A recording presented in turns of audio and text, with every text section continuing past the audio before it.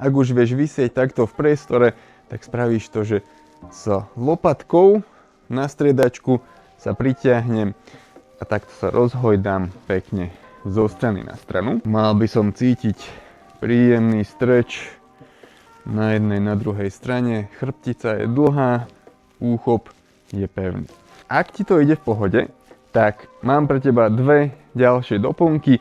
Prvá vec je, že jak som na strane, tak vytočím panvu do strany a robím takúto osmičku v podstate s panvou.